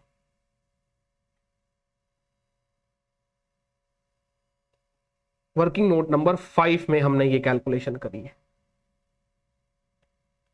ठीक है। आपको वर्किंग नोट इस ऑर्डर में रखने हैं ऐसा कोई भी जरूरी नहीं है दोस्तों, कैसे भी कर सकते हैं आप, बस एक बार कनेक्ट हो जाइए, इंड AS के इंटेंट को समझ लीजिए, सब्सटेंस को समझ लीजिए, ठीक है। अच्छा, फिर बाद में कहता है accordingly the seller lessee shall recognise only the amount of any gain और loss that relates to the rights transfer to the buyer lessor, यानी पूरे ट्रांजेक्शन पे गेन लॉस मत रिकॉर्ड करिएगा, जो खाली बेचा, सोल्ड किया, जो ट्रांसफर किया उसी पे रिकॉर्ड करिएगा। तो सेलर लेसी विल, तो ये इस जो 3 लाइन में जो भी आपने सीखा, ये हमने गेन लॉस बुक किया, पता है कहां पे, हमारे गेन लॉस वाले वर्किंग नोट का रेफरेंस लगा दीजिए, जो कि वर्किंग नोट नंबर 6 है, वर्किंग नोट नंबर 6 है। फिर कहता है thus the seller lessee will derecognise the underlying asset, journal entry का रेफरेंस हो गया ये, जहां पे हम अंडरलाइंग एसेट्स को डी रिकॉग्नाइज कर दिए, जर्नल एंट्री में किया था, और गेन लॉस को रिकॉग्नाइज किया, relates to the right transfer to the buyer lessor adjusted for off market terms, ठीक है, बिल्कुल ये वाला काम हो गया। फिर बायर लेसर क्या करेगा, अरे buyer lessor sir advance book करेगा, एसेट बुक करेगा और बैंक को खाली करेगा। Buyer lessor shall account for the purchase of the asset applying applicable Ind AS and for the lease applying the lesser accounting requirement under Ind AS 116. Thus, the buyer lessor accounts for the purchase of the asset in accordance with other Ind AS based on the nature of the assets Ind AS 16 for PPE. PPE के हिसाब से वो fair value से ऊपर record नहीं कर पाएगा, तो एक्स्ट्रा डिफरेंस जो होगा वो फाइनेंस एडवांस जो है वो बुक हो जाएगा। फिर कहता है when a sale occurs both the seller lessee and the buyer lessor account for the lease back in the same manner as any other lease with adjustments for any off market terms। तो देखिए of market terms को आपको बहुत बहुत ध्यान रखना पड़ेगा, क्योंकि देखिए ऑफ मार्केट टर्म्स जैसे ही आ रहा है वैसे ही तो वो फाइनेंशियल लायबिलिटी और फाइनेंशियल एडवांस बनाना एक तरफ। अगर वो फेयर वैल्यू पे ट्रांजैक्शन होता तो वो ये फाइनेंशियल लायबिलिटी एडवांस का कोई ट्रांजैक्शन ही नहीं होता हमारे क्वेश्चन में। तो कहता है specifically a seller lessee recognise a lease liability और ROU asset for the lease back subject to the optional exemption in short term leases and leases of low value assets. An entity shall make the following adjustment to measure the sale proceed at fair value if the fair value of the consideration for the sale of an asset does not equal the fair value of the asset or the payments for the lease are not at the market rate। तो आपको देखिए fair value पे चीजों को रखना है, भले ही चाहे आपके लीज रेंटल फेयर वैल्यू पे ना हो या एसेट्स फेयर वैल्यू पे ना हो, आपको तो फेयर वैल्यू पे ही अकाउंटिंग करनी है। फिर कहता है और जो भी below market term shall be accounted pre payment of lease payment. अब ये बिलो मार्केट तो हमने अभी पढ़ा नहीं है, तो ये तो अभी नहीं समझ में आ पाएगा, लेकिन हाँ अबव मार्केट पढ़ लिया है। तो अबव मार्केट में क्या ट्रीटमेंट है, above market term shall be accounted for as an additional financing. ये हम वर्किंग नोट नंबर 1 में ही पढ़ चुके हैं, ये हम लोग वर्किंग नोट नंबर 1 में पढ़ चुके हैं दोस्तों। समझ में आती है बात? ठीक है, okay. Entity shell measure any potential adjustment A or B as described above on the basis of the following whichever is more readily determinable। तो difference between the fair value of the consideration for the sale and the fair value of the asset, या तो ये difference आप ऐसे observe कर सकते हो, otherwise difference between present value of the contractual payment for the lease and the present value of the payment for the lease eight market rates. तो मतलब ये फेयर वैल्यू का डिफरेंस इस दो प्रकार से निकाला जा सकता है, जो हम लोग इस क्वेश्चन में ऑलरेडी निकाल चुके हैं। अब कहता है the sale transaction and the resulting lease are generally interdependent and negotiated as a package. देखिए जाहिर सी बात है, इसको इन्होंने ऐसे क्यों लिखा कि नेगोशिएटेड एज अ पैकेज, क्योंकि जैसे ही मैं आपको सेल कर रहा हूं और आपसे ही लीज बैक कर रहा हूं तो ये पूरा पैकेज ही है। आप कोई सेल वाले ट्रांजेक्शन में इंडिपेंडेंट पार्टी नहीं हो और लीज बैक वाले ट्रांजेक्शन में इंडिपेंडेंट पार्टी नहीं हो। ये दो ट्रांजेक्शन अपनी अपनी जगह पर इंडिपेंडेंटली परफॉर्म नहीं हो रहे, रादर क्या हो रहा है, सेल मैं आपको कर रहा हूं, लीज बैक भी आपसे ही ले रहा हूं, ठीक है। तो कहने का मतलब दोनों ट्रांजेक्शन आपस में कहीं ना कहीं इन्फ्लुएंस्ड है, इसीलिए तो वो 27 की चीज 30 में बेच दी है ना, 9 की चीज 10 में बेच दी। वो इन्फ्लुएंस आ रहा है आपका उसके ऊपर, और वो भी राजी आप भी राजी, दोनों अग्री होकर कुछ ना कुछ झोड़ झंपाड़ कर रहे हो बीच में। उसी को आईएफआरएस जो है वो ढूंढ कर निकालने की कोशिश करता है कि भाई अंदर ट्रांजेक्शन के क्या छुपा हुआ है, उससे बुक होना जरूरी है। Consequently, some transaction could be structured with a negotiated sales price that is above or below the asset's fair value and with lease payments for the resulting lease that are above or below the market rates. These off-market terms could mislead, falsify the gain or loss। देखिए obviously बात है ना, ये जो of market terms में कोई भी काम आप कर रहे हो है ना, ये क्या होगा, आपको या तो मिसलीड करेंगे या गेन लॉस को गलत रिकॉर्ड करवाएंगे आपके बुक्स में। तो रिकॉग्निशन ऑफ लीज एक्सपेंसेस और लीज इनकम ये सब कुछ गलत हो सकता है। तो thus to ensure that the gain or loss on the sale and the lease related assets and liabilities associated with such transaction are neither understated nor overstated। Index कहता है ना तो ये अंडरस्टेट हो ना ही ओवरस्टेट हो, दोनों ही में मैं इंटरफेयर करूंगा। अभी तो हमने एक पार्टी का एक हिस्सा देखा है, दूसरा हिस्सा भी देख लेंगे। फिर कहता है देखिए Ind AS 116 requires adjustment for any off market term of sale and lease back transaction on the more readily determinable basis as discussed above. Thus the two possibilities of the sale price or the present value of the lease payment of being less or greater than the fair value of the assets or PV of market lease payment respectively is discussed in detail। तो ये वाला तो पूरा कर चुके हैं, अब हम ये वाला तो पूरा अपना हो गया, ये वाला पार्ट रह जाता है अपना, इस पार्ट पे अभी तक कुछ हुआ नहीं। तो ये वाले पार्ट पर हम चर्चा करेंगे दोस्तों, चिंता ना करें, ठीक है।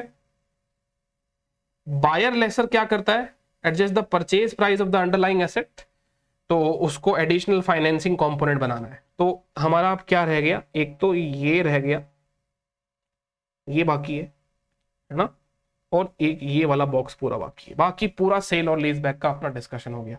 अब बात ये है दोस्तों कि इस बॉक्स के ऊपर अभी हमारे पास में इस बुक में, और इस बुक में तो कोई इलस्ट्रेशन है नहीं, एजुकेशनल मटेरियल में भी प्रैक्टिकल नहीं है, प्रैक्टिकल इलस्ट्रेशन नहीं है, मतलब केस स्टडी बेस्ड इलस्ट्रेशन है। तो देखता हूं मैं इसकी कुछ व्यवस्था हो सकती है तो मैं आपके लिए करता हूं दोस्तों, कि इसके ऊपर कोई क्वेश्चन अगर मिले तो मैं आपको करवा दूं। अदरवाइज मैं आपको ये कंसेप्चुअली भी समझा दूंगा तो आपको समझ में आ जाएगा, क्योंकि इसके ऊपर वो भी और किसी भी जगह पे कोई क्वेश्चन प्रैक्टिकली नहीं है जैसे ये वाला। तो या तो हम क्या कर सकते हैं, इसका रेसिप्रोकल कर सकते हैं, जो भी पढ़ा इसका जस्ट अपोजिट कर दीजिए, अपने आप ही उसका इलस्ट्रेशन तैयार हो जाएगा। तो उसके लिए पहले मैं आपको उसकी पूरी वो भूमिका है वो बताऊंगा कि कैसे करना चाहिए कैसे नहीं करना चाहिए, ताकि आपको वो वाली बात समझ में आए। बट एज ऑफ नाउ आपको ये वाली बात अच्छे से समझ में आ गई होगी, ठीक है। सेल और लीज बैक के ऊपर अपने लोग क्या करेंगे, एक सेशन अपना और होगा जिसमें मैं आपको वो वाली बात भी बता दूंगा और उसके कुछ मिसलेनियस प्रोविजन होंगे वो भी मैं आपको बता दूंगा। तो इस लेक्चर की समाप्ति यहीं पे करते हैं, बाकी की चर्चा हम करेंगे हमारे नेक्स्ट सेशन के।